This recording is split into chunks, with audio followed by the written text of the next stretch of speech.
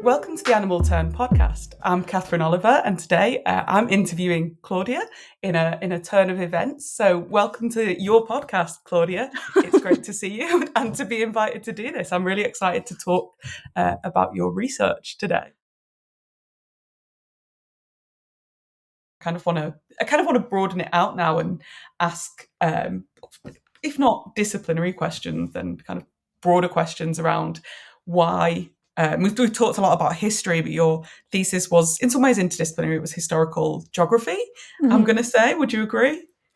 Yeah, I mean, I never know where to put myself, but yeah, I would say, because I would be like urban animal historical geography, but then there was economic geographies, there was all sorts. So There was like, all sorts. yeah.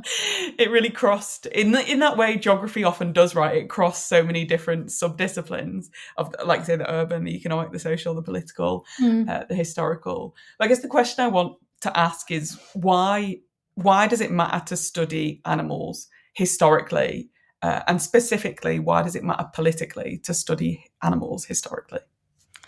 Yeah, so I think for the reason I mentioned earlier as well about this idea of animals being objects, right? And I think this goes for all writing, but in particular historical.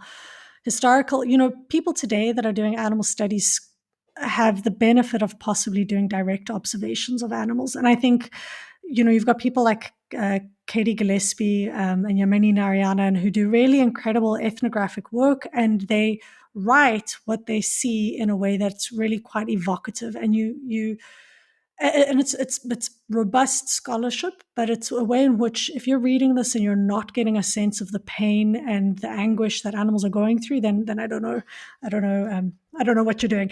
But I don't, as a historical geographer or someone with history, you don't necessarily have the luxury of doing an ethnographic observation. And maybe even today, there are people where you shouldn't be doing direct observations.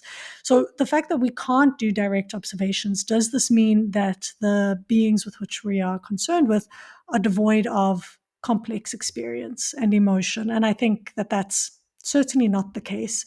So one, I think it's political to take seriously. Cows today and cows 100 years ago are not the same cows. And cow A and cow B are not the same cows. And I think to take seriously the fact that these numerous animals that just get kind of co-opted into species categories or into large numbers have real experiences. There are real animals that really experienced being in the world. And if we're going to de-anthropomorphize, no, that's the wrong word. If we're no longer going to be anthropocentric in our telling of history, and we're going to appreciate that all of the animals who are on the world today at this moment in time have histories.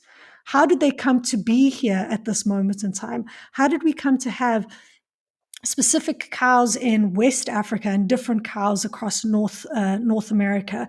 These are historical questions. And I think when you start to unpack the history, the kind of massive industries, the massive structures, the massive violences that have shaped the world come to the fore. And I think taking seriously what those have meant, not only in terms of economics, but in terms of animals' lives, is a political act. And it's something that people don't take seriously. Like we mentioned, it's something that can be fobbed off, I think, as being silly, maybe, but it's not silly. If we're going to understand why there are dog farms in some part of the world and no dog farms in other part of the world, this is a historical question. How did it come to be accepted in one place and problematized in another?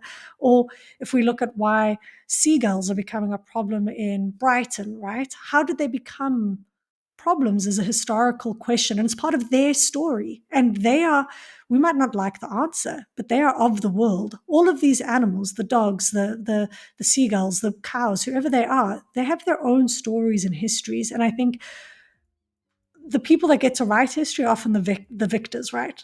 You get to control the narrative. And we need more stories that really, I think, tell animals' heritage and history. And I think that that's political.